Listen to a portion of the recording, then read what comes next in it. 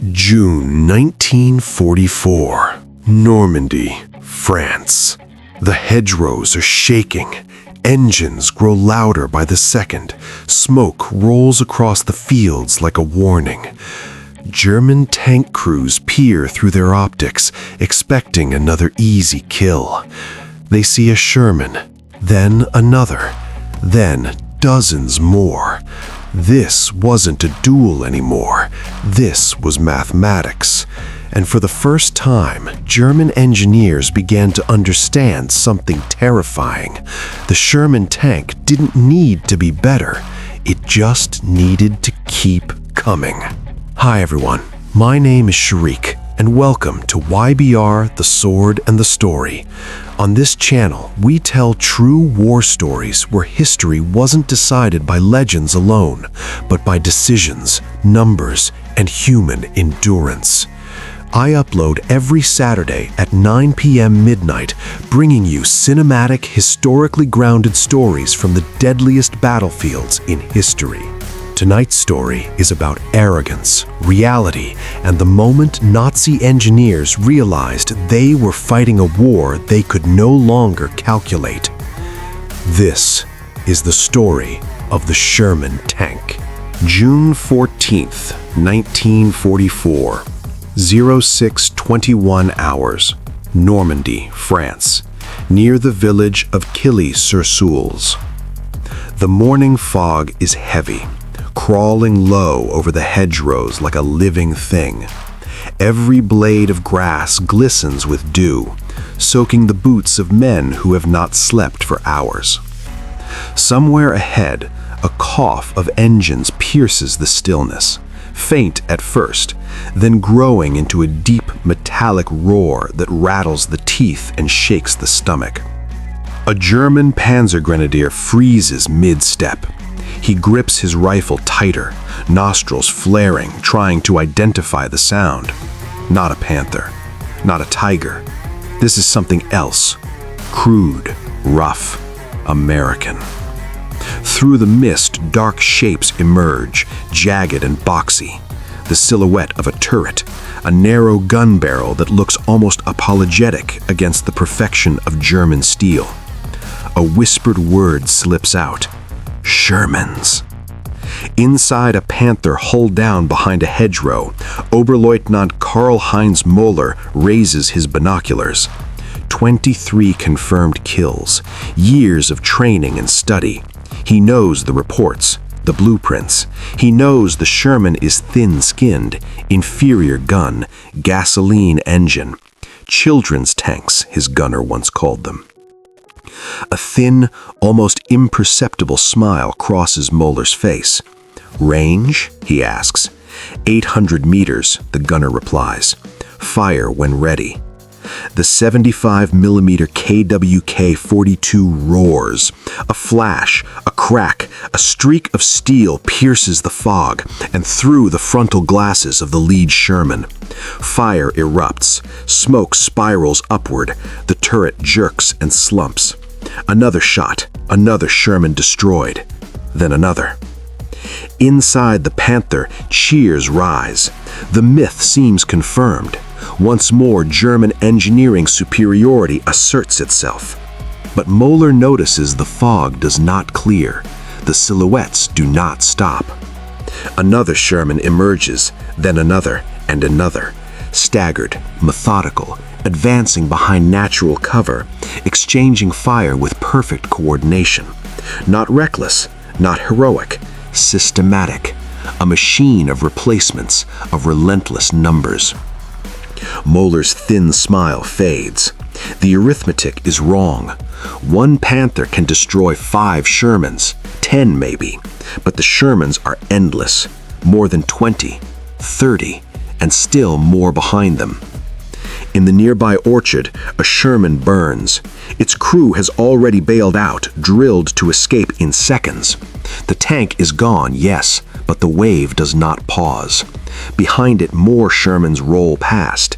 Engine growls and tracks churn mud and soil, mixing with the acrid scent of cordite and gasoline. A 20-year-old American driver grips his levers, heart pounding. He sees the Panther. He knows it could kill him, but he is not alone. Behind him, dozens more. Behind them, hundreds. Behind them, thousands. In the Panther, the mood shifts. The gunner swears under his breath. The loader reports overheating. The turret traverse slows. A shell smacks the mantlet.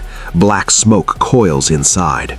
Moeller opens the hatch, slamming into the dirt, coughing, ears ringing. He looks back. His Panther, the perfect machine, is dying. And beyond it, through fog and smoke, the Shermans keep coming. This is the moment the illusion dies. The Sherman is not winning because it is better. It is winning because it is enough. Always enough. The ground is still trembling as Muller is dragged into a shallow ditch by a passing infantryman. Around them, Normandy's hedgerows burn like small blackened islands in a sea of mud. Smoke curls into the gray sky, carrying the stench of cordite, scorched metal, and something darker, fear. Across the fields, the Shermans advance, not recklessly, not with reckless bravado. They move with precision. One tank fires, another moves forward, a third waits, engine idling, turret already scanning the horizon. The commanders don't shout victory cries. They call ranges, bearings, corrections. Every movement is calculated, every shot coordinated. This is not a charge, it is a system. And that system terrifies the German survivors. By the summer of 1944, German armored crews are fighting two wars simultaneously. The first is familiar, steel versus steel, gun versus armor, crew skill against crew skill. The second, new and insidious, is unwinnable. A war of logistics, a war of replacement, a war of numbers. Weeks earlier, far from Normandy, in a quiet Waffen-SS repair depot, engineers had stared at a damaged Panther transmission laid out on a workbench. Teeth of the final drive were sheared, metal fatigued beyond repair. Panthers are powerful but delicate. Overlapping road wheels clog with mud and ice. Engines overheat. Every breakdown is a crisis. Every repair a race against time. And Germany's factories can't keep up. By contrast, the Sherman was designed for reliability, to be mechanically simple, to survive the battlefield in rough hands. American crews did not need perfection, they only needed numbers. Each destroyed Sherman could be replaced, repaired, or recovered within days. Every tank lost was a step, never a final setback. Back in Normandy, Muller watches a disabled Sherman hooked up to a recovery vehicle under artillery fire. Smoke blooms, infantry covers the operation, and within moments, the tank begins its journey back to repair. It will return. It will fight again. The arithmetic of war has shifted, and German doctrine collapses under it. German generals had believed that superior machines could overcome inferior production, that one Tiger could balance 10 enemy tanks. But now, in Normandy, that assumption is destroyed in real time. A Panther may kill 5, 10, even 15 Shermans, but those losses do not slow the American advance. Maps at German headquarters are filled with red marks. Enemy armor concentrations multiply faster than staff officers can track. Reports flood in, enemy losses high, but pressure constant. Shermans replaced overnight, destroyed units reappearing within days. This is the moment the myth of German superiority dies. Crews whisper it, endless, endless. Muller is evacuated to a rear aid station, hands blistered, hearing damaged. He overhears mechanics muttering, no spare final drives, no fuel allocation, no replacements. He closes his eyes, realizing what no training manual ever taught. This war is no longer about individual victories. It is about surviving attrition, and Germany is losing that battle every hour. On the front line, another Panther fires, killing another Sherman, but there is no cheer, because even as one tank burns, another takes its place. The German gunner hesitates a second too long, and that is enough.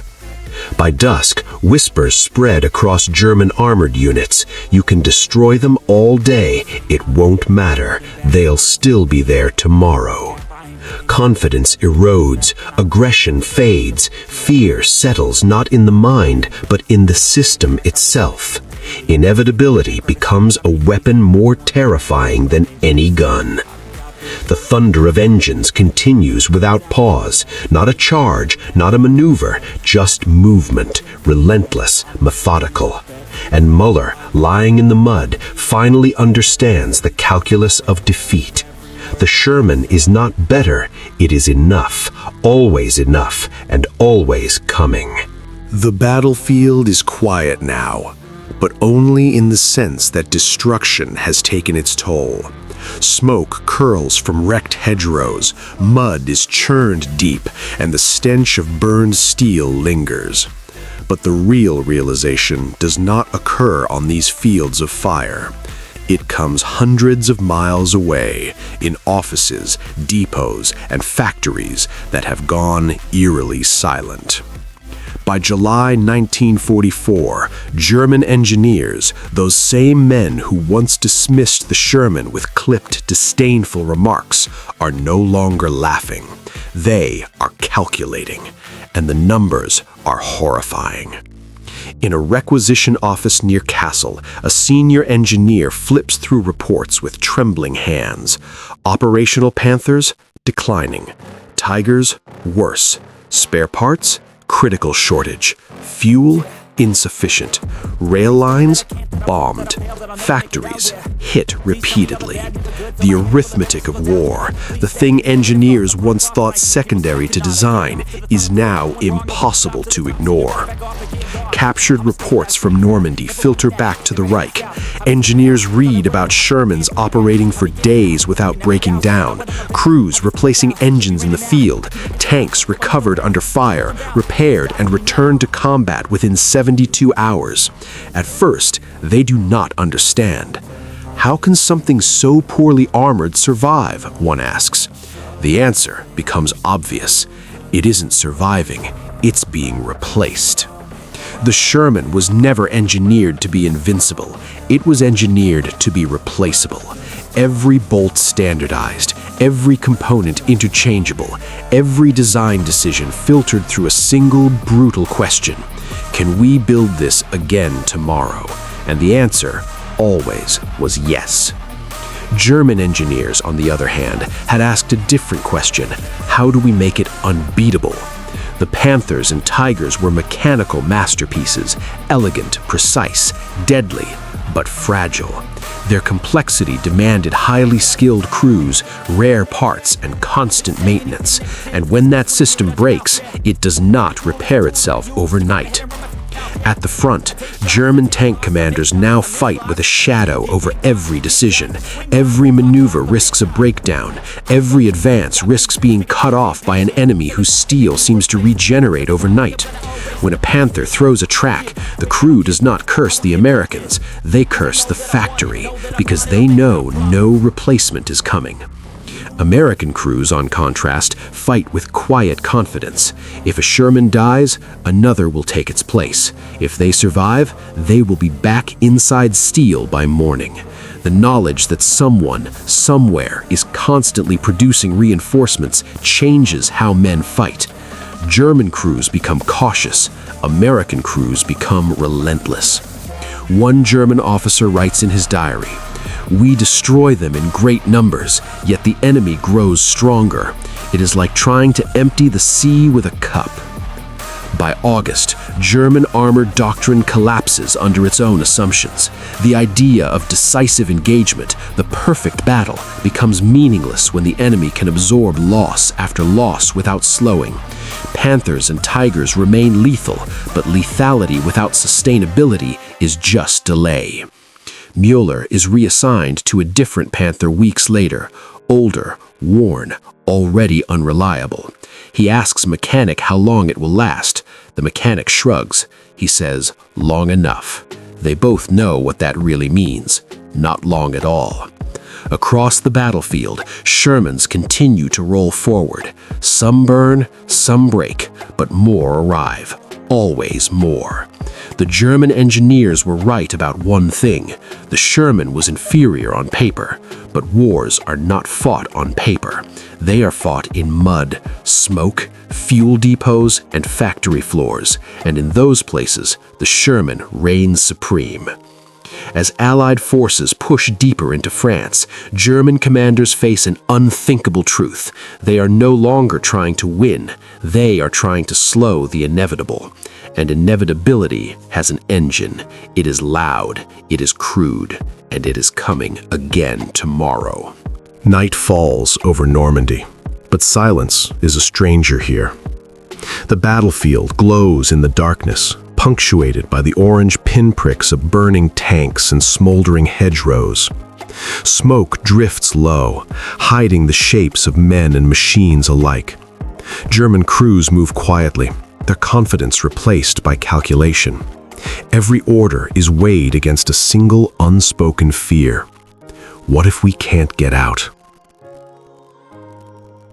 At 0240 hours, a Panther platoon attempts a countermove along a sunken lane. Engines strain under the weight of steel. One tank stalls, another halts to assist. The column slows. A commander curses, calling for a tow, but none comes. Minutes later, American artillery finds the lane. The first shells do not penetrate, but they do not need to. Dirt and roots explode inward. Tracks snap, optics shatter. A second Panther loses power. A third reverses too fast and throws a track into the ditch. Mobility dies first, and with it, steel superiority becomes meaningless. At dawn, Shermans emerge again, this time from multiple axes. Smoke shells bloom, concealing infantry moving across open ground. Men ride on the decks, rifles ready, eyes scanning for threats. The Americans do not rush recklessly. They isolate, suppress, and fix the German positions. Then they flank. The Panthers fire until barrels glow red hot. Kill counts rise, yet so does dread. Because even as each Sherman burns, another advances, filling the gaps, pressing forward, never slowing. The pressure is relentless. In rear areas, the situation is worse. Rail yards lie twisted under Allied bombing. Replacement crews arrive without vehicles. Vehicles arrive without fuel. Fuel arrives without spare parts. Nothing connects. The intricate network Germany relied upon, the system designed to keep its armor and fighting shape, is breaking. Perfection has become a liability. The German strategy depended on precision, on decisive engagements, on technological superiority. But the American method, the Sherman's philosophy, is the antithesis. Numbers, reliability, sustainability. Tanks do not need to be invincible. They only need to exist and to keep moving. Mueller watches from a ridgeline as orders come down to disengage. Retreat has become routine. The word counterattack has taken on a bitterly ironic tone. Even when German tanks fire and destroy Shermans, the Americans are already adjusting. They angle their hulls, they coordinate with infantry and artillery, they exploit terrain. The early mistakes of inexperienced crews are gone. By late summer, German armored formations are shadows of their official tables of organization. Companies operate as platoons, platoons as pairs, pairs as lone survivors hunting fleeting opportunities. Every engagement is a gamble. Every decision carries the weight of potential catastrophe. And yet, the Americans advance methodically, consistently, inevitably. The turning point is not a single battle name or headline, it is a feeling. A creeping, inescapable awareness that no matter how many Shermans burn, more are already rolling forward. The thunder of engines resumes as darkness falls again. Not a charge, not a breakthrough, but relentless, measured, unstoppable movement. Mueller lies in the mud and finally understands the cruel truth. Germany did not lose to a better tank. It lost to a better system. March 7th, 1945, 14:30 hours, Western Germany. The road begins to tremble long before the tanks appear, not from speed, but from sheer mass. Columns of Sherman tanks roll east, endless steel stretching beyond sight. Tracks churn frozen mud, engines drone in a steady, indifferent rhythm. Alongside them, infantry moves like a living current, rifles ready, boots bracing against the shaking earth. Burned-out Panthers and abandoned Tigers litter the roadside, silent monuments to battles fought and lost. Machines that once inspired awe now rot quietly, stripped for parts or left where they fell. No one stops. There is no need. The war has outrun the machines meant to save it. In this cold, gray afternoon, the German tank crews fight only to delay the inevitable. A Panther hidden behind a ridgeline fires, killing a Sherman at 800 meters. The crew waits, knowing the follow-up is coming. Artillery, smoke, flanking armor. Within minutes, the Sherman burns, but the column does not pause. Another tank rolls forward, engines roaring, tracks biting into the mud, relentless. Karl-Heinz Moeller watches from a farmhouse cellar. He is no longer inside steel. He hasn't been for weeks. He listens to the engines and finally grasps the difference between fear and certainty. Fear fades, certainty remains. The German engineers, once smugly dismissive of the Sherman, now understand too late. The Sherman was a compromise, but not in the way they imagined. It traded armor for mobility, raw power for reliability, elegance for speed of manufacture. It was never meant to dominate in a duel. It was designed to exist in overwhelming numbers, to keep moving when Panthers and Tigers faltered. And move they do, across fields, villages, frozen roads, and pontoon bridges hastily thrown over rivers. In the final months, German tank kills ceased to matter. A Tiger might destroy 5 Shermans in a single engagement, yet it may be lost to fuel shortage or mechanical failure the next day.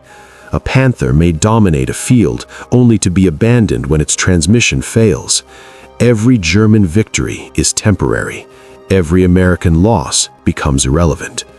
The factories keep producing. Rail lines, repaired and maintained, keep moving. Fuel, parts, and reinforcements flow. The Sherman's advantage is not in its individual strength, but in the unbroken chain of support behind it. This is industrial war, stripped of glamour and glory. Steel and fire are not enough. What decides the outcome is sustainability, persistence, inevitability. As the columns of Shermans pass, Moeller sees the truth of the Ardennes, the Siegfried Line, and the Rhine. The war is arithmetic, and Germany is losing the calculation. He watches Panthers and Tigers abandoned in the snow, Grues gone or captured, and realizes that perfection is meaningless when it cannot be multiplied.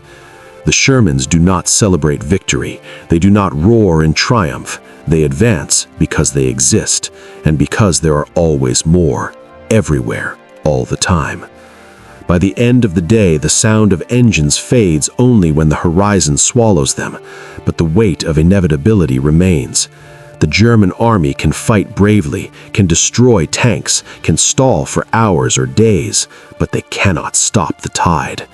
The Sherman's victory is quiet, not brilliant, not glorious, but unstoppable.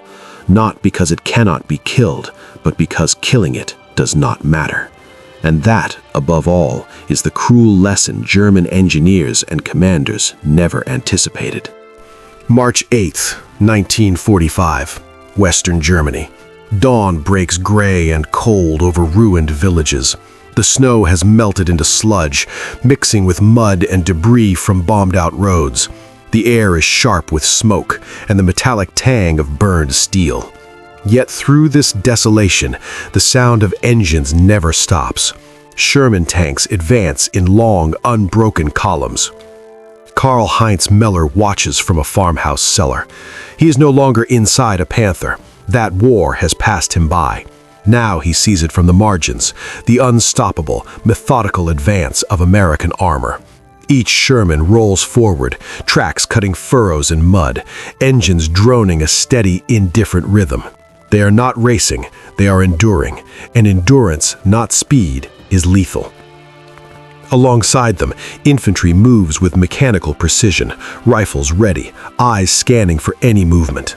Artillery positions cover the advance, smoke shells blooming across the horizon to obscure vision. The Shermans do not rush, they do not charge blindly, they move like a tide, methodical, relentless, coordinated. Each destroyed Sherman is replaced, each stalled engine is repaired, each burned-out hull is dragged away and restored. German Panthers and Tigers, once symbols of invincibility, now appear like ghosts along the roadside. Burned, abandoned, stripped for parts, their crews gone or captured. The landscape is littered with the remnants of German steel, but the Americans pay them no mind. They pass, always forward, always enough, always coming. Meller remembers the reports he once read, German engineers measuring armor thickness, comparing metallurgical quality, predicting superiority. And yet, here in the mud, none of that matters. Panthers and Tigers may kill 5, 10, even 15 Shermans in a single engagement, but the Americans never stop. The factories continue, the rail lines function, replacement crews arrive, fuel flows, parts arrive. Sustainability is the weapon that no German blueprint accounted for. Even when a Sherman burns under fire, another is already taking its place. Columns of tanks stretch beyond the horizon, engines droning a low, continuous thunder. German crews hesitate, uncertain. Each decision is weighed against the risk of breakdown or isolation. Confidence erodes with every passing hour. The psychological toll of facing not a single threat, but an endless tide, is heavier than any shell.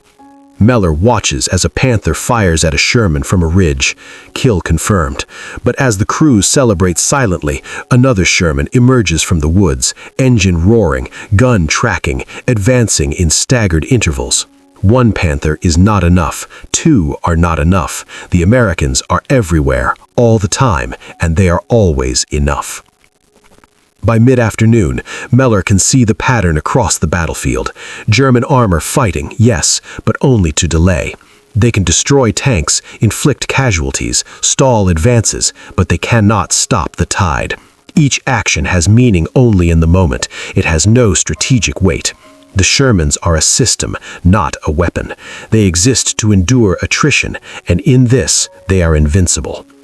As night falls, the columns of Shermans continue, moving like dark silhouettes against the dying light. Meller understands at last, the war has become arithmetic, and Germany, for all its engineering genius, cannot calculate a victory. The Sherman does not win because it is stronger, it wins because it is present, everywhere, all the time, relentless, inevitable. March 9th, 1945, Western Germany. The morning fog is thin now, but the air is thick with tension. German armored units move cautiously, every decision weighed against failure. Panthers and Tigers, once symbols of fear and supremacy, sit idle along roadsides, tracks clogged with mud, engines cold. Their crews are exhausted, eyes hollow from days of relentless engagement and loss. Karl-Heinz Meller walks through a shattered village, stepping over splintered bricks and burned-out German vehicles. He passes a Tiger I, its gun bent, turret jammed, engine quiet. Inside, no crew. just the remnants of courage and discipline. Nearby, a Panther burns, black smoke curling into the gray sky. Another Sherman rolls past, tracks churning mud, moving forward with quiet inevitability. The arithmetic is clear. German armor can kill many Shermans, but each victory is temporary. Each destroyed enemy tank is replaced by another within hours. The Americans are everywhere, coordinated, relentless, and endless. In command posts, officers argue in hushed tones over maps covered with red and blue markers. "We've destroyed 20 Sherman tanks here," one reports. "So what?" another snaps. "They're already reinforced. 30 more are moving up." Fuel shortages, broken vehicles, missing spare parts, bombed rail lines, everything that once gave German crews confidence is now their curse. At the front, hesitation spreads. Gunners aim longer. Commanders second-guess maneuvers. Every engagement carries the fear not of defeat, but of attrition. The psychological weight of facing a never-ending enemy crushes the will to act decisively. Panthers fire, tigers roar, but the ground keeps moving. The enemy does not retreat. It does not falter. It simply exists, and it is enough. Moeller overhears a young lieutenant whispering to a sergeant, "Every tank we destroy, another one takes its place." They speak the truth, and in that truth lies terror. The Germans had mastered tactics, weaponry, and precision, but they cannot master arithmetic. Every step forward is measured, every maneuver delayed. What once inspired confidence, the perfection of German design, the skill of the crews, now breeds caution, hesitation, and doubt. The battlefield becomes not a place of glory, but a theater of endurance, where the Americans' advantage is quiet, methodical, and terrifyingly effective. As night falls, Moeller watches from a ridge as Sherman columns continue their advance. Engines hum like a distant storm. Infantry rides the decks, rifles scanning. Smoke from previous engagements rises, but does not halt their movement. Not a single tank pauses long enough to be celebrated, mourned, or admired. They simply move forward. Moeller finally understands the devastating truth. The Germans are not losing because they fight poorly. They are losing because the Americans fight differently. They fight with numbers, with reliability, with the industrial system behind every tank and every crew. Victory is no longer about skill or firepower. It is about persistence. The sun sets over Normandy's ruined villages. Smoke rises from wrecked German armor. The sound of engines continue into the night, steady, endless, unstoppable. And Moeller knows with every fiber of his being that the tide will not stop, not today, not tomorrow, not ever, as long as factories keep producing and Shermans keep rolling. The collapse of German confidence is complete. The battle is not lost in the mud or on the hills. It is lost in the mind, in the system, in the relentless arithmetic of industrial war. And the Sherman, unremarkable on paper, is the engine of inevitability. March 10th, 1945, Western Germany. The snow has melted into a gray, sticky sludge. Roads are churned to mud, and the air smells of smoke, fuel, and scorched steel. Sherman tanks roll forward in endless columns, engines droning like the heartbeat of inevitability. Infantry moves alongside them, rifles ready, eyes scanning. Every man knows the rule: advance, survive, keep moving. Karl-Heinz Moeller watches from a ridge, binoculars in hand. Panthers and tigers dot the countryside, hunkered behind hedgerows or hidden along rail embankments. Some fire, some attempt to reposition. Many are abandoned, crews gone or captured. Even when they strike, the effect is temporary. One Sherman burns, another rolls past, another, and another. The Americans do not celebrate, they do not cheer. They advance because they exist, and because more are always coming. Numbers replace perfection, Reliability replaces brilliance, and for German crews, that is terrifying. Moeller's mind drifts to the engineers he once respected, the men who measured armor thickness, calculated shell trajectories, and dismissed the Sherman as inferior. They never accounted for industrial endurance. They never considered the arithmetic of war on a continental scale. A Panther might kill 10 Shermans in a day, but what happens when 20, 30, 40 more appear tomorrow or the day after? The Germans do not have an answer. In the villages along the advance, civilians hide in basements, watching tanks pass through streets once full of life. Church steeples pierce the gray sky like silent witnesses. Moeller notes how quickly the Americans adapt. Their tanks use terrain expertly. Infantry and armor cover each other. Artillery and engineers follow without pause. Losses are absorbed without hesitation. Every destroyed Sherman is replaced in hours, not weeks. The arithmetic of attrition crushes German strategy. Commanders argue quietly in ruined town halls. "We cannot stop them," one whispers. "We can only delay," another replies. Hope, once a companion of doctrine, is now a stranger. Even when Panthers and Tigers fire with precision, even when crews act heroically, the ground continues to tremble with the motion of the next wave. By afternoon, columns of Shermans stretch beyond the horizon. Smoke from destroyed German vehicles rises, but the Americans do not pause. They move with quiet determination, unshakable, unhurried. The German gunners hesitate, eyes flicking between map and horizon, calculating whether another strike is worth it. Hesitation is deadly. The Americans exploit it instantly.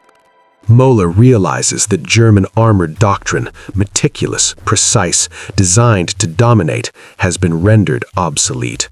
The Shermans are not stronger. They are not invincible. They are everywhere. They are enough. They advance steadily, inevitably, crushing strategy with persistence. As night falls, the engines continue. The columns of Shermans roll on, their silhouettes disappearing into the darkness, leaving a trail of smoke, mud, and despair. Moeller knows the truth now. The war is no longer fought with superior tanks. It is fought with unrelenting presence, industrial endurance, and the unshakable logic of replacement. And in that knowledge lies the crushing weight of inevitability. March 11th, 1945, Western Germany. The countryside is a ruin, villages flattened, roads torn apart, railways twisted. Snow and mud mix with the black residue of burned steel. Through it all, Sherman tanks continue their steady, relentless advance. Engines hum like a metronome of inevitability. Columns stretch beyond sight, flanked by infantry, artillery, and engineers, a combined arms machine moving with terrifying efficiency. Karl-Heinz Meller watches from the ruins of a farmhouse. Panthers and Tigers appear in pockets along the fields, hidden in orchards or dug behind embankments. They fire when they can, hitting Shermans, sometimes multiple at once. The destruction is real, flames, smoke, twisted metal. But for every Sherman destroyed, 2 more appear. The Americans replace, repair, and press forward with an unshakable rhythm. German crews, once confident in the perfection of their machines, now hesitate. Every decision carries the weight of potential disaster. A single misstep could strand a Panther in mud, throw its track, or leave it exposed to flanking fire. Even the most skilled gunners find themselves calculating constantly, not just enemy positions, but whether they can survive to fight another day. The arithmetic of attrition is unrelenting. For the first time, German commanders realize that no matter how lethal a Panther or Tiger is in isolation, lethality without sustainability is meaningless. A Tiger may destroy a dozen Shermans, but if it cannot be repaired, refueled, and redeployed, its victory evaporates. Meanwhile, the Americans have a system, factories, railways, and logistics that ensures the tide never stops. Meller observes a Tiger firing furiously at a Sherman column. Smoke and fire erupt from multiple hulls. A brief cheer rises from the crew, but within minutes, another column rolls into view from the tree line. Tracks cutting deep furrows into the mud, engines droning, guns tracking targets with quiet precision. The German crew's cheer dies. The realization is crushing. Every destroyed Sherman is temporary. Every destroyed Panther or Tiger is permanent. Across the battlefield, German morale fractures. Units that once fought with disciplined coordination now act independently, retreating where possible, conserving what strength remains. Communication breaks down, supply lines are shattered, fuel is scarce, spare parts non-existent. The battlefield becomes a landscape of improvisation and desperation. Every engagement risks permanent loss. Meller walks among the wrecks, noting the faces of German tank crews. Fear is no longer sharp and sudden, it is slow, heavy, and grinding. Confidence has been replaced by calculation, daring by hesitation. Every moment spent in the open, every maneuver is measured against the impossibility of replacing lost armor. Meanwhile, Sherman after Sherman rolls forward. They do not pause, they do not falter. Even as the battlefield burns, the columns advance, engines droning, crews silent but focused. Each tank is expendable, but collectively they are unstoppable. Numbers, reliability, and coordination, these are the Sherman's true weapons. By the end of the day, Meller understands the cruel truth. German armored power is broken, not by skill or bravery, but by arithmetic and persistence. The Panthers and Tigers remain deadly, but they cannot change the outcome. The Americans are everywhere, all the time, and the tide cannot be stopped. The war has shifted irreversibly. The Sherman's victory is quiet, methodical, relentless, not brilliant, not elegant, but inevitable. And for German crews, the weight of inevitability is heavier than any shell. March 12, 1945. Western Germany. The morning is gray, wet, and bitterly cold. Mud clings to boots and tracks alike, mixing with the black residue of burned armor. Sherman tanks advance steadily, an endless tide of steel, engines droning like a heartbeat across a shattered landscape. Infantry follows in careful coordination. Artillery covers flanks. Engineers repair roads and clear obstacles. Nothing is left to chance. Karl-Heinz Müller watches from a ridgeline, binoculars in hand. Panthers and Tigers appear intermittently, firing at targets of opportunity. Flames leap, smoke curls, and metal screams. Yet for every Sherman destroyed, another appears. The Americans are relentless. They do not retreat. They do not falter. Every loss is temporary. Every victory is fleeting. The arithmetic is absolute. They will always have more. In villages along the advance, German civilians peer from basements and rubble-strewn streets. Church steeples, once proud, now stand like broken sentinels. Roads are torn apart by tanks, mud, and artillery. Every intersection tells the story of a war Germany can no longer control. Müller notes the pattern. Sherman columns arrive from multiple directions, coordinated, disciplined, unyielding. The Germans cannot predict, cannot anticipate, and cannot stop them. German crews, once confident in their training, now hesitate. Panthers and Tigers may still kill Shermans, but every kill has a cost. Engines overheat, tracks break, crews are exhausted, fuel dwindles. Every engagement drains the limited resources they have. Meanwhile, American supply lines hum with efficiency. Factories churn out replacements, railways move fuel and parts, and new crews arrive ready to fight. The battlefield has become an equation the Germans cannot solve. Müller watches a Tiger fire repeatedly at a Sherman column. Several tanks explode and fire and steel. For a brief moment, the crew's morale rises, But then the replacement tanks appear, moving forward, engines roaring, guns scanning. The cheering dies. Hope is no longer a weapon. It is irrelevant. By mid-afternoon, German armored formations are fragmented. Units act independently, retreating when possible, conserving what little remains. The meticulous planning and coordination that once defined the Wehrmacht's armored doctrine have collapsed under the pressure of relentless American persistence. Hesitation replaces decisiveness. Fear replaces confidence. Strategy becomes survival. Shermans continue their advance, methodical, relentless, unstoppable. They do not fight for glory, they fight for presence. Each tank is expendable, yet together they are overwhelming. Each destroyed Panther or Tiger is a fleeting triumph in a war Germany can no longer win. By nightfall, columns of Shermans continue to roll across fields and roads. Their engines a continuous low rumble in the darkness. The Americans have taken the heart of Germany without a single decisive duel. The tide is mechanical, psychological, and arithmetic. Muller understands the truth fully.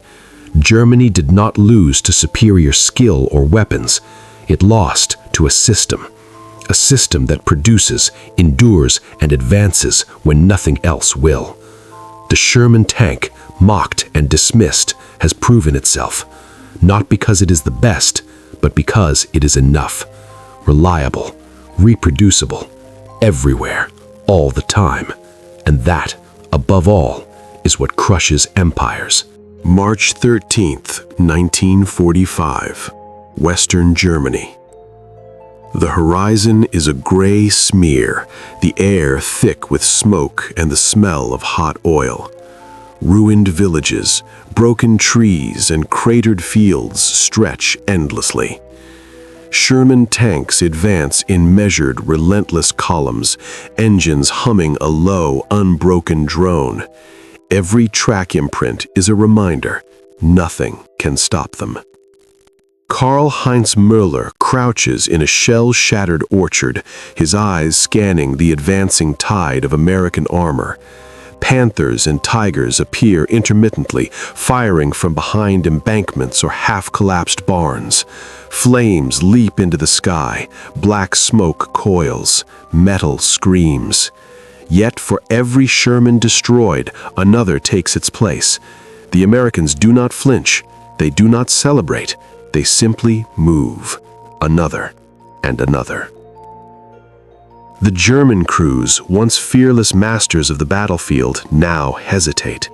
Each engagement carries risk not just to themselves, but to their remaining operational vehicles. Fuel is scarce, spare parts are rarer, communications falter. The mechanical perfection of their tanks cannot compensate for the crushing weight of attrition. Müller watches a Panther fire into a column of Shermans. Several tanks erupt in fire and steel. A brief glimmer of hope flares, but it is extinguished almost instantly. New tanks, fresh crews, and engines unbroken appear from the fog and trees. The arithmetic of industrial war becomes painfully clear. For every German tank lost, replacement is impossible. For every American tank lost, replacement is immediate. Skill and courage no longer dictate the battlefield, the system does. The Americans have mastered persistence. They fight not for glory, not for perfection, but for endurance. Each Sherman is a cog in a machine of inevitability. By afternoon, German armored formations are fractured. Panther platoons and Tiger companies operate independently, retreating when possible, conserving what strength remains.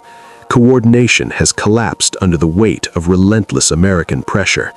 Hesitation spreads like an infection. Each German gunner fires with uncertainty. Each commander second-guesses maneuvers. Confidence has become a memory, courage replaced by calculation. Shermans continue forward. Their movement is mechanical, unshakable, and unstoppable. Infantry rides on the hulls, rifles at the ready. Engineers repair roads and clear obstacles in real time. Artillery supports from the flanks. Every destroyed Sherman is replaced in hours. Every broken gun or engine is fixed or bypassed. There is no pause. There is no hesitation. By evening, the remnants of German armored resistance retreat behind what remains of defensive lines, burning wrecks marking their passage. Mueller, watching from the orchard, realizes the profound truth. Germany is not losing to a superior tank.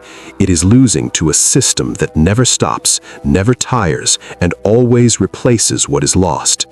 The Sherman is not invincible. It is sufficient. And that sufficiency, multiplied across thousands, is enough to shatter an empire. The engines rumble through the night. Smoke drifts across frozen fields.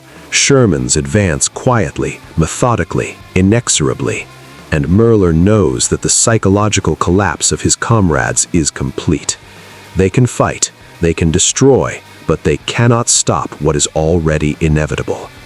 In this moment, the Sherman's triumph is clear, relentless, enduring, and unremarkable on paper, but unstoppable in reality. March 14th, 1945, Western Germany. Dawn breaks gray and heavy, clouds low over the shattered landscape. The air smells of mud, burned fuel, and iron. Sherman tanks advance steadily across fields pocked with craters and debris, engines droning a constant hypnotic rhythm. Infantry marches alongside, rifles ready, eyes scanning every ruined building, every hedgerow, every ridge. Karl-Heinz Meller watches from the remnants of a blown-out farmhouse. Panthers and tigers appear sporadically, hidden behind ruled walls or shallow embankments. They fire whenever they can, striking Shermans with deadly precision. Flames leap, smoke purls, steel screams. But for every Sherman destroyed, another takes its place, and then another, and then another. The arithmetic of attrition weighs heavily on German crews. Panthers, tigers, and experienced crews are rare now. Fuel is limited, spare parts non-existent. Every engagement risks a permanent loss. Hesitation spreads like a disease. Even the most seasoned gunners fire slower, aim longer, calculate too much. The battlefield has become a place of survival, not victory. Mueller notes the Americans' methodical efficiency. Shermans do not charge recklessly. They move in waves, staggered intervals, covering each other's weaknesses. Infantry rides the tanks, engineers repair roads, artillery softens positions. Each destroyed Sherman is a temporary setback. Each lost crew member is replaced by another trained and ready. The Americans fight with persistence, not brilliance, and that is their weapon. By mid-morning, columns of Shermans stretch beyond sight. Roads are churned to mud. Villages lie in ruins.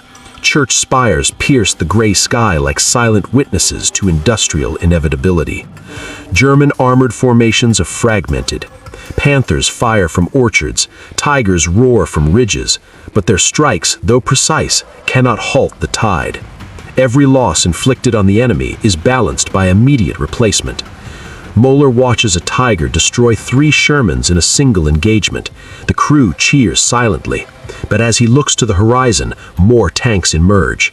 Engines roar, guns track, infantry follows, engineers clear obstacles. Every destroyed Sherman is replaced, every damaged one repaired. The battlefield is no longer a contest of skill or courage. It is arithmetic, and the Americans hold the advantage. By afternoon, German commanders accept the unavoidable truth: the front cannot hold. Every defensive position, every tactical advantage is temporary. Retreat is measured, cautious, and inevitable. Morale erodes with each passing hour.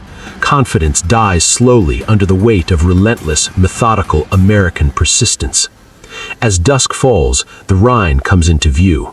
Sherman columns stretch towards it like dark, unbroken veins. Mueller watches from a ridge, knowing the river marks the next obstacle, but it will not stop the Americans. They do not pause, they do not falter, they advance because they exist, and enough of them always exist.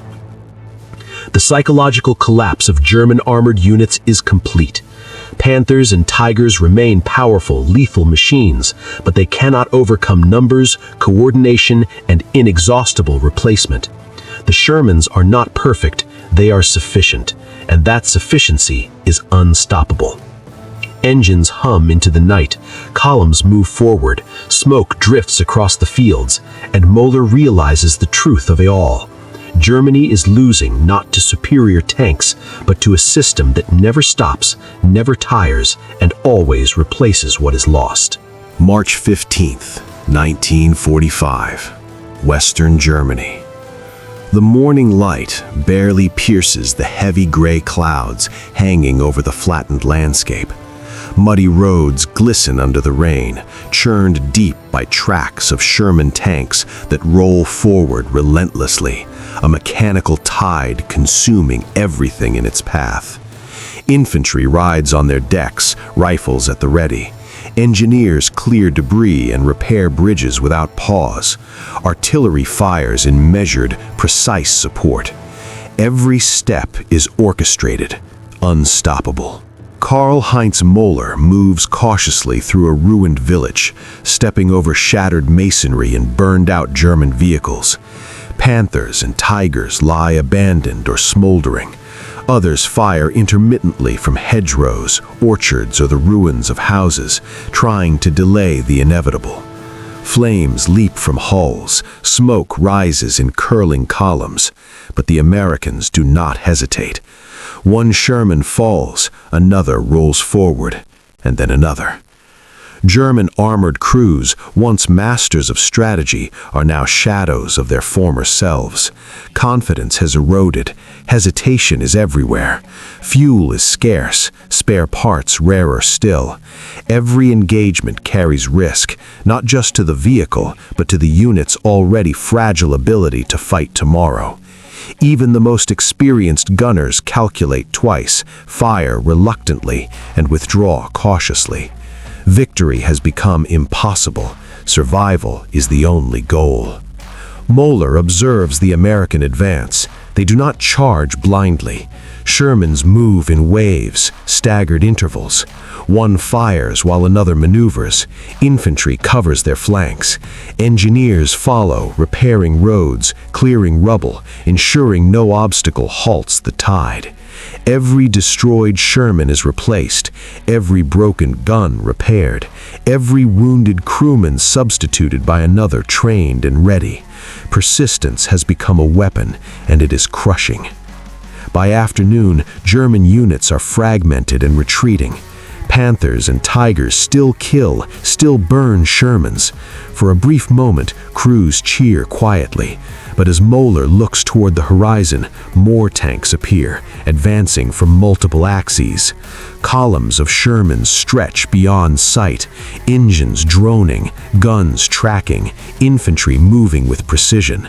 Every tactical success the Germans achieve is temporary. Every failure the Americans endure is irrelevant. The arithmetic of industrial war becomes painfully clear. A Tiger may destroy 10 Shermans in an engagement, but a single lost Panther cannot be replaced. Every destroyed Sherman is replaced within hours. The system favors persistence over perfection, endurance over brilliance, sufficiency over superiority. The Americans are not fighting for glory, they are fighting for presence. As dusk falls, Moeller finds a vantage point on a ridge. The Rhine comes into view. Sherman columns stretch towards it like dark, unbroken rivers. Smoke drifts across the fields, flames marking the few victories left to the Germans. Panthers and Tigers fire sporadically, but it is meaningless. The tide cannot be stopped. Moeller understands it now. The war is no longer decided by skill, by firepower, or by engineering brilliance. It is decided by endurance, coordination, and numbers. The Sherman tanks, once mocked as inferior, have proven their supremacy in a way no German blueprint or battlefield tactic could anticipate. They are sufficient, reliable, and unyielding, and that sufficiency has shattered German armored strategy entirely. As night falls, the engines hum through the darkness, advancing steadily. Columns move forward, smoke drifts across the ruined landscape, and Moeller knows with certainty this battle and the war it represents is already lost. The Sherman's triumph is quiet, methodical, and inevitable. March 16, 1945, Western Germany. The landscape is a ruin. Fields churned into mud, forests shattered, villages reduced to rubble. Smoke from burned vehicles drifts into the sky, curling like ghosts over the battlefield. Sherman tanks advance steadily, methodical and unrelenting. Engines hum a low, continuous rhythm. Infantry follows, rifles ready. Artillery softens positions ahead. Engineers clear rubble, repair bridges, and push forward without pause. Karl-Heinz Meller watches from the edge of a destroyed road, binoculars trained on the advancing tide. Panthers and tigers emerge sporadically, firing from hedgerows, orchards, or ruined farmhouses. Flames erupt from American tanks. Smoke rises. Metal screams. For a brief moment, German crews think they have slowed the Americans, but the pause is fleeting. One Sherman burns, two more take its place, and then another. The arithmetic of attrition has become clear. Germany can kill tanks, but it cannot stop them. Every Panther or Tiger destroyed is permanent. Every Sherman destroyed is temporary. Replacement crews, repaired tanks, fresh units, always more appear. Skill and courage, once decisive, no longer dictate the battlefield. Persistence and endurance do. Meller sees the psychological collapse among German crews. Hesitation spreads through every unit. Even veteran gunners fire more cautiously. Commanders second-guess maneuvers. Morale, once ironclad, erodes with each relentless advance of American armor. The front lines are no longer a defensive system, they are a holding pattern. Every engagement risks total loss. By midday, the Shermans advance through multiple axes. Staggered intervals, coordinated fire, combined arms tactics, each step calculated, precise, unyielding. Infantry rides the hulls. Engineers repair what could slow them. Artillery covers their flanks. Every destroyed Sherman is replaced within hours. Every lost crewman substituted. The Americans fight not for glory, not for perfection. They fight to exist, and in that they are unbeatable. Across the fields, German armored units are fragmented and desperate. Panthers and Tigers still kill, still burn Shermans. Crews cheer quietly, but it dies when fresh columns appear on the horizon. Engines roar, tracks churn mud into a gray slurry, guns track targets. Every tactical victory is temporary, every failure is absorbed effortlessly. Meller notes the irony. The most sophisticated German tanks, masterpieces of engineering, cannot halt a system that replaces losses faster than they can inflict them. The Americans fight with a rhythm no German manual accounted for.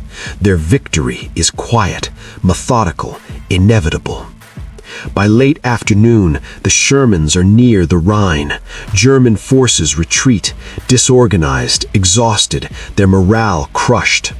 Meller watches Panthers abandoned, Tigers burning, crews fleeing.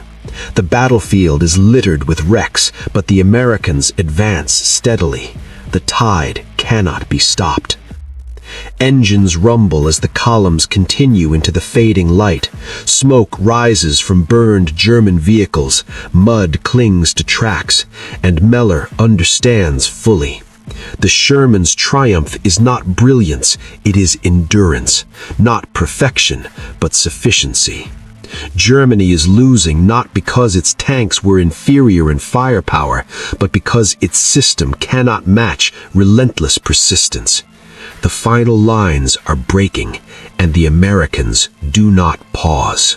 March 17th, 1945, Western Germany. Dawn breaks over fields scarred by months of relentless combat. Smoke still rises from burned-out vehicles, twisted steel glinting faintly through the mist. Sherman tanks advance steadily, a wave of green and olive drab cutting through ruined villages, flooded roads, and shattered forests. Engines hum continuously, a monotonous, terrifying rhythm that echoes across the countryside. Karl-Heinz Müller crouches in a shallow ditch near a destroyed farmhouse, his binoculars trained on the advancing tide. Panthers and tigers emerge from orchards and hedgerows, firing at will. Flames leap from Shermans. Smoke twists into the gray sky. Metal screams. Yet, for every Sherman destroyed, 2 more take their place, and then another, and another.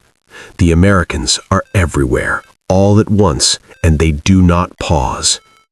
The German crews, once confident masters of the battlefield, are breaking. Hesitation spreads like wildfire. Even the most seasoned gunners now fire slower, aim longer, calculate every movement with paranoia. Each engagement carries the weight of permanent loss. Fuel is low, spare parts are rarer. The front has ceased to be a battlefield. It is a gauntlet of survival. Victory has become irrelevant. Existence is all that matters. Müller watches as a Panther manages to destroy 3 Shermans in a single burst. For a fleeting moment, there is hope among the German crew, a whispered cheer, a glimmer of pride. But almost immediately, fresh Shermans appear from the tree line, engines roaring, tracks tearing into the mud. Infantry follows. Engineers repair roads and clear obstacles. The Americans do not celebrate. They do not hesitate. They advance simply because they exist, and there is always enough of them. By mid-morning, German formations are fractured beyond recognition. Platoons act independently, retreating where possible, conserving the remnants of strength. Coordination has collapsed under the sheer weight of American persistence. Every tactical success is temporary. Every setback is absorbed effortlessly. Confidence dies slowly, replaced by dread. Morale erodes with each new wave of tanks. Müller notices something worse. Fear is no longer momentary. It has become constant. German crews hesitate before every move. Decisions are measured, cautious, defensive. Even veteran commanders second-guess themselves. The psychological pressure of facing inexhaustible enemy numbers is breaking them from within. The arithmetic of industrial war is undeniable. The Americans fight with persistence, coordination, and replacement. Every lost Sherman is temporary. Every lost crewman is substituted. Every destroyed tank is replaced. The Germans cannot match it, no matter the skill of their gunners or the power of their vehicles. The system, the methodical, relentless machinery of American war production, cannot be stopped. By mid-afternoon, the Rhine looms on the horizon. Columns of Sherman stretch towards it like unbroken rivers. Panthers and tigers fire sporadically, but it is meaningless.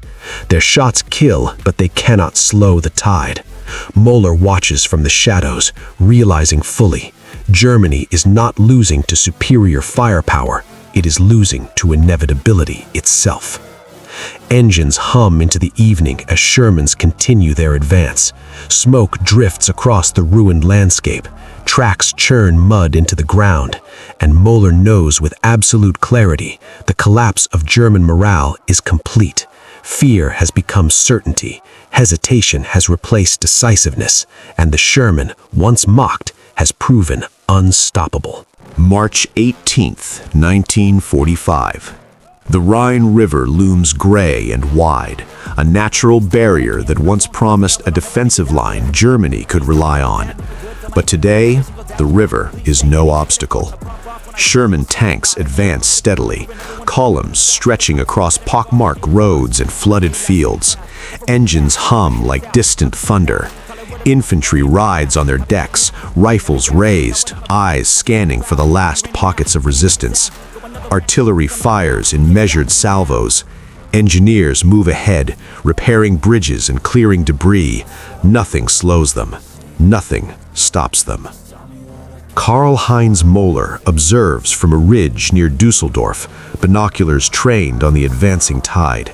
Panthers and tigers emerge from ruined villages and orchards, firing whenever possible. Flames erupt from the lead Shermans. Smoke coils into the overcast sky. Metal screams. But for every Sherman destroyed, 2 more take its place, and then another, and another. The Americans are methodical. They do not pause. They do not falter. They advance because they exist, and there is always enough of them. The psychological toll on German crews is immense. Confidence is gone. Hesitation dominates every move. Every engagement carries risk not just to the vehicle, but to the unit's very ability to continue. Fuel is scarce. Spare parts are rarer. Communication is fragmented. Each tactical victory is fleeting. Every failure is absorbed effortlessly. Skill and courage no longer determine outcomes, the inexorable efficiency of a system that replaces losses faster than they can inflict them. Moeller watches a Panther destroy 3 Shermans in a single engagement. For a fleeting moment, there is hope, a whispered cheer. But immediately, fresh Shermans emerge, engines roaring, guns tracking, infantry moving in perfect coordination. Each replacement erodes the psychological edge German crews once held. They cannot calculate for quantity, only for quality. And quantity overwhelms quality every time. By midday, German forces are disorganized. Platoons act independently, retreating wherever possible, conserving remaining strength. The Rhine's defensive promise is gone. Artillery, Panthers, and Tigers fire sporadically, but it is meaningless. Every loss inflicted on the Americans is temporary. Every destroyed Sherman is replaced. The battlefield has become an equation, and the Germans hold the losing numbers. Moeller notices something terrifying. The American advance does not rely on heroics or brilliance. They advance because they exist, because there are enough tanks, enough crews, enough fuel, enough organization. Each destroyed Sherman is simply part of a process. The system has become the weapon, and it is unstoppable.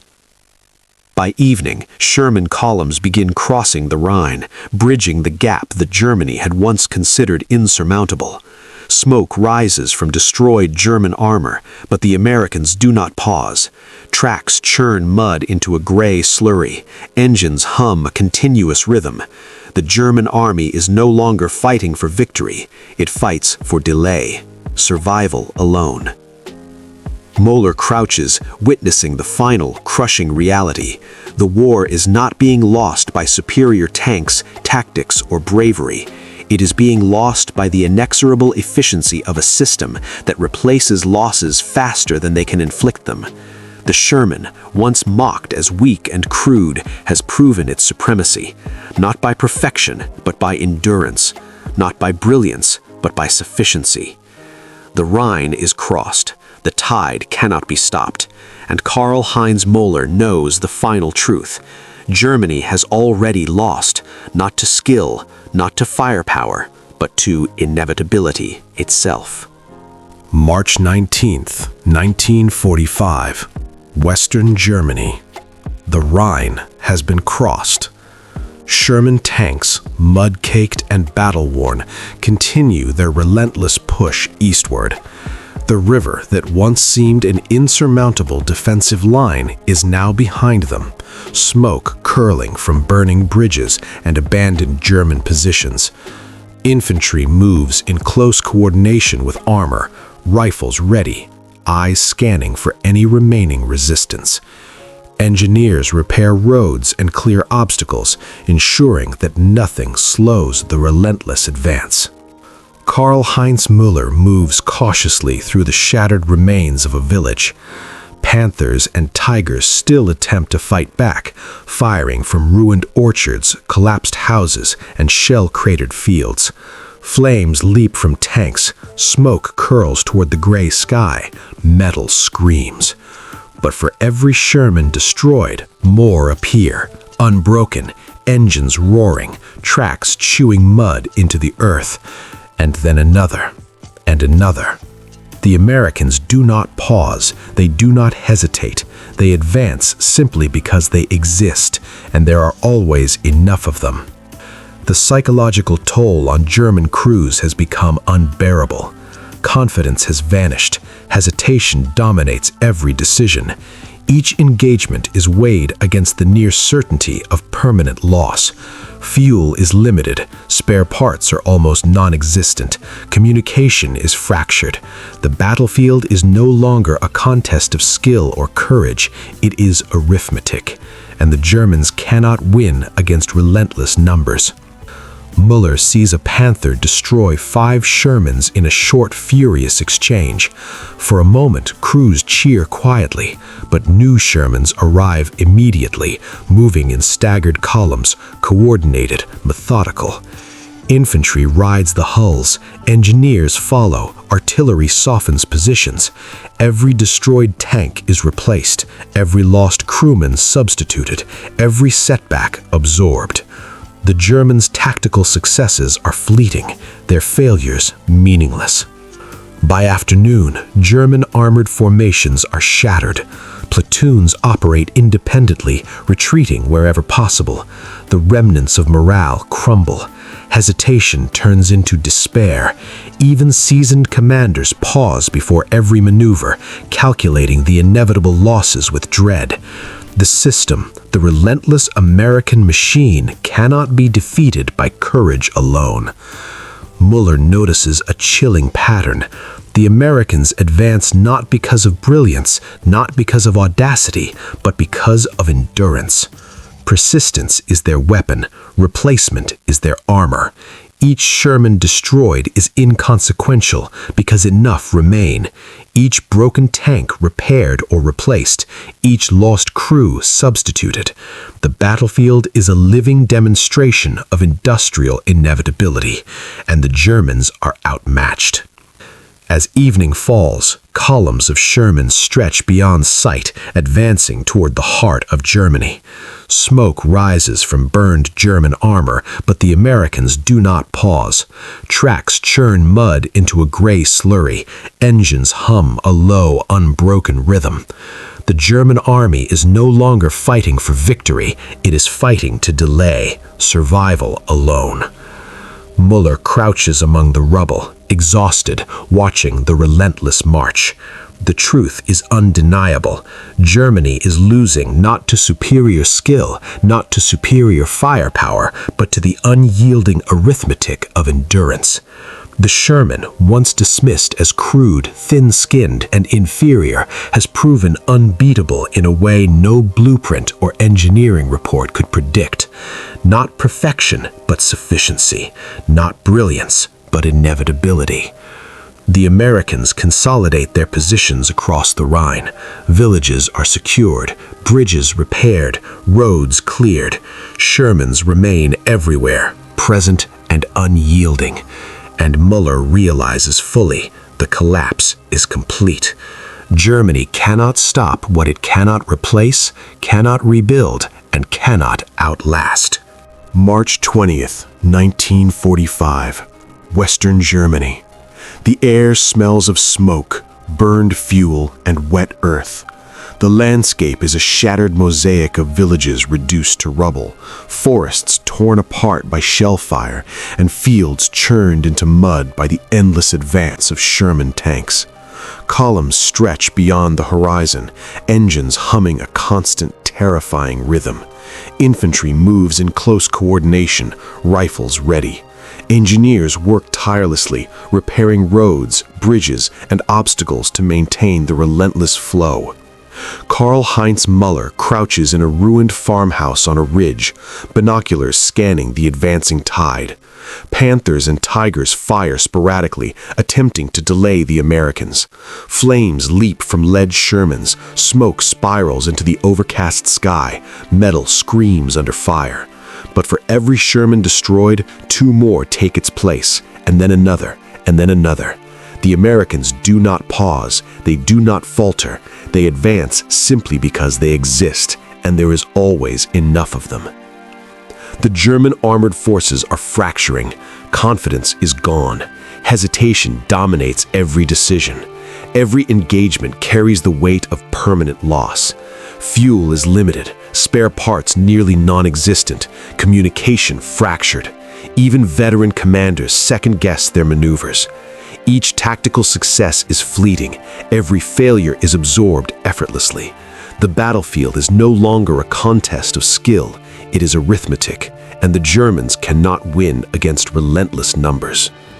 Müller observes a Panther destroy 5 Shermans in rapid succession. Crews cheer quietly, but the victory is meaningless. More Shermans appear immediately, advancing in staggered columns, coordinated with infantry and artillery. Each destroyed tank is replaced, every lost crewman substituted, every setback absorbed. German units are left reeling, unable to regroup, unable to maintain momentum. The tactical superiority of German tanks is irrelevant against inexhaustible persistence. By midday, German formations have lost cohesion. Platoons operate independently, retreating wherever possible. Morale has crumbled completely. Hesitation has become despair. Even the most seasoned gunners fire reluctantly, movement slowed by fear of inevitable loss. The Americans advance not through heroics or ingenuity, but through endurance and replacement. Their advantage is industrial, psychological, and relentless. Across the horizon, Sherman columns stretch toward the Rhine and beyond. Smoke rises from burning German armor, but the Americans do not stop. Tracks churn mud into a gray slurry. Engines hum a steady rhythm. Each destroyed Panther or Tiger only strengthens the psychological weight on the remaining crews. Germany is no longer fighting to win, it is fighting to survive. Müller crouches among the wreckage, realizing the bitter truth. The war is no longer decided by skill or firepower. It is decided by endurance, coordination, and the inexhaustible American system. The Sherman, once dismissed as crude and thin-skinned, has proven unstoppable, not by brilliance, not by perfection, but by sufficiency, reliability, and the unyielding power of numbers. As dusk falls, columns of Shermans continue their advance, smoke drifting over the shattered landscape. German armor is in full retreat. Panther and Tiger crews abandon vehicles, flee into the countryside, or surrender.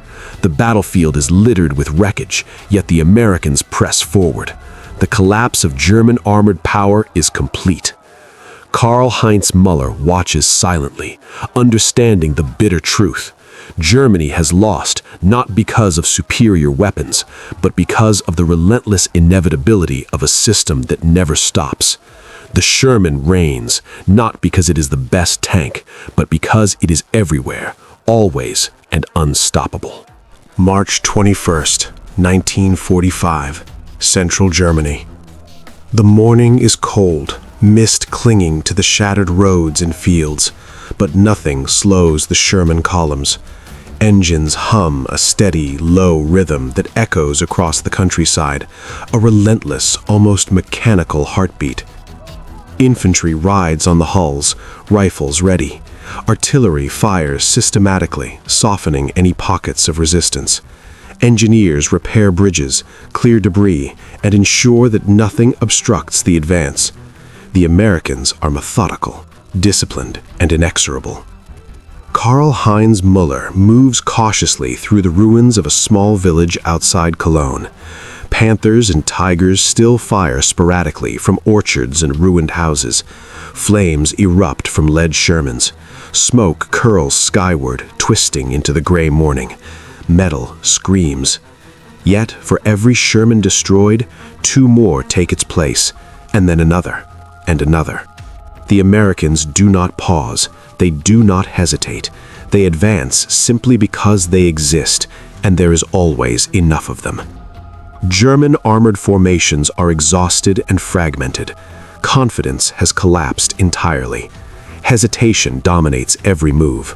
Fuel is limited. Spare parts are scarce. Communications are fractured. Each tactical victory is fleeting. Every failure is absorbed effortlessly by the American system. Skill and courage, once decisive, are irrelevant. Persistence and numbers are now the weapons of war. Muller observes a Panther destroy several Shermans in a brief engagement. Crews cheer quietly, but the moment is hollow. Fresh Shermans appear immediately, advancing in staggered columns. Infantry dismounts to cover flanks. Engineers clear obstacles. Artillery softens positions. Every destroyed tank is replaced. Every lost crewman substituted. Every setback absorbed. German armored power is crumbling under a force it cannot calculate, cannot match, and cannot outlast. By midday, the Germans are in full retreat. Platoons operate independently, trying to delay the inevitable. Morale is shattered. Hesitation has turned into despair. Even experienced gunners fire with restraint, calculating loss over impact. The Americans advance not because of heroics or brilliance, but because of endurance, coordination, and industrial inevitability. Across the fields and roads of central Germany, Sherman columns stretch beyond sight. Smoke rises from burned German armor, but the Americans do not pause. Tracks churn mud, engines hum steadily. Each destroyed Panther or Tiger deepens the psychological weight on the remaining German crews. Germany fights not to win, but to survive. Muller crouches behind a wall, watching the relentless advance. The arithmetic of war is undeniable. The Sherman triumphs not because it is invincible, but because it is present, replaceable, and persistent. The Germans, no matter the skill of their gunners or the engineering brilliance of their tanks, cannot halt the tide. The battlefield has become a demonstration of inevitability. As dusk falls over central Germany, Sherman columns continue their push.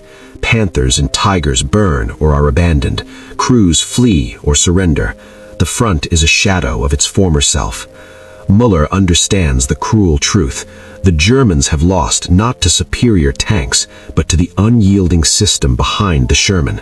Presence, numbers, and replacement have become more powerful than firepower and perfection. The march into central Germany is unstoppable, and the lesson is clear. The war is no longer fought on skill or brilliance. It is fought on endurance, production, and inevitability. The Sherman, once mocked as weak, has proven unbreakable in the most important way. It keeps coming.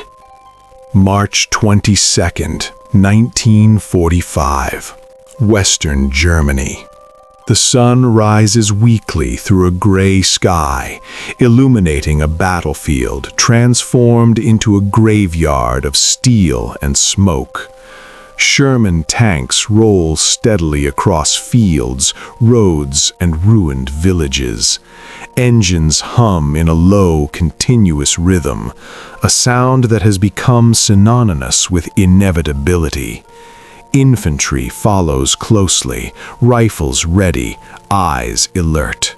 Artillery positions fire methodically. Bridges are repaired, obstacles cleared. Nothing can stop the advance. Nothing except surrender. Karl-Heinz Müller moves cautiously among the ruins of a destroyed village near the outskirts of Frankfurt. Panthers and Tigers still attempt to fire from hedgerows, orchards, and shell-cratered streets. Flames erupt from lead Shermans. Smoke coils into the sky. Metal screams. But for every Sherman destroyed, more appear, and then another, and another, and another.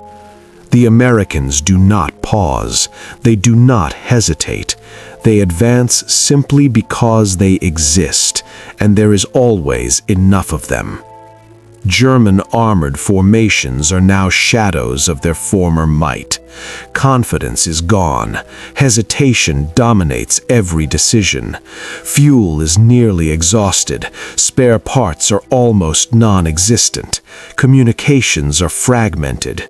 Every tactical success is fleeting. Every failure absorbed effortlessly by the Americans' relentless system.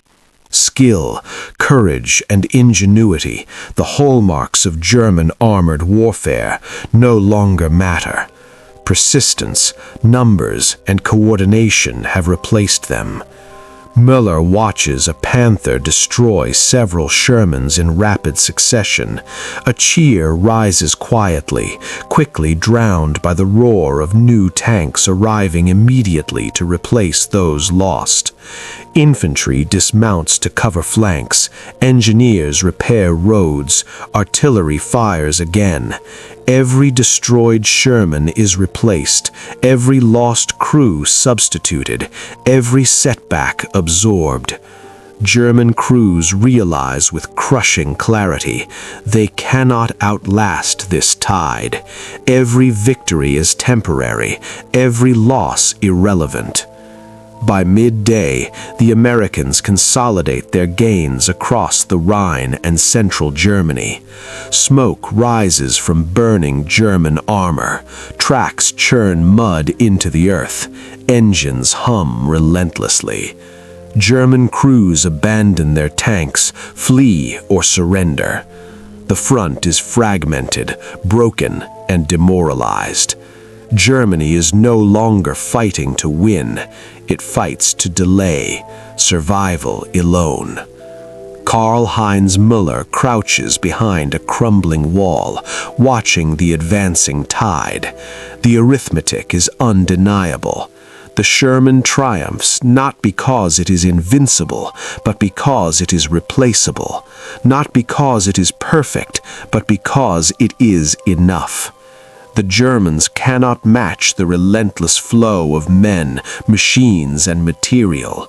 They cannot calculate for numbers, only for quality, and numbers have already won. As the day fades, Sherman columns stretch beyond sight, moving steadily into the heart of Germany. Burned and abandoned Panthers and Tigers litter the landscape. Crews huddle, exhausted and fearful. The battlefield no longer belongs to skill or strategy alone. It belongs to endurance, coordination, and industrial inevitability. Karl-Heinz Müller understands the final truth. Germany did not lose to superior tanks or tactics. It lost to the unyielding system behind the Sherman. Presence, persistence, and replacement became more powerful than firepower and perfection.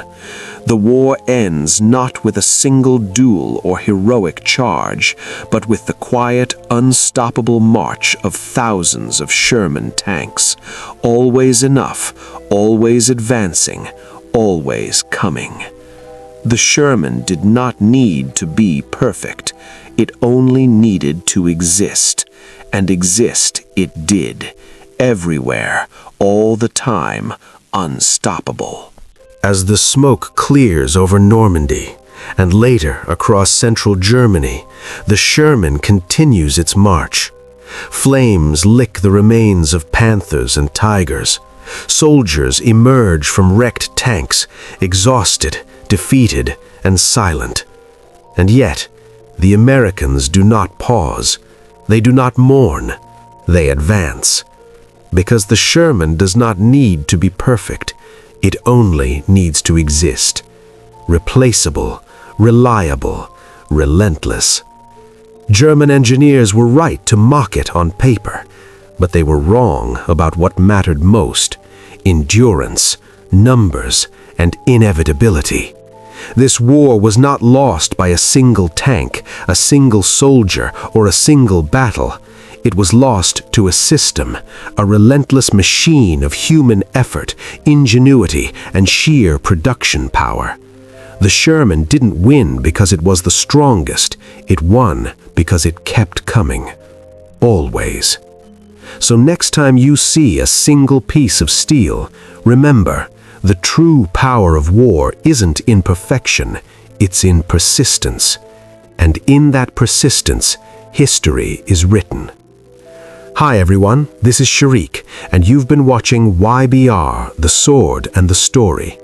If you found today's story gripping, hit like, leave a comment with what surprised you the most, and subscribe with the bell icon so you never miss a story. Every Saturday at 9 p.m., midnight, we bring you cinematic, historically grounded tales from the battlefield. From the smoke of Normandy to the deserts of North Africa, from the skies over Europe to the trenches of the Eastern Front, history is waiting, and we'll bring it to life. Thank you for watching, and remember, wars are not always won by the best weapons, but the ones that never stop coming.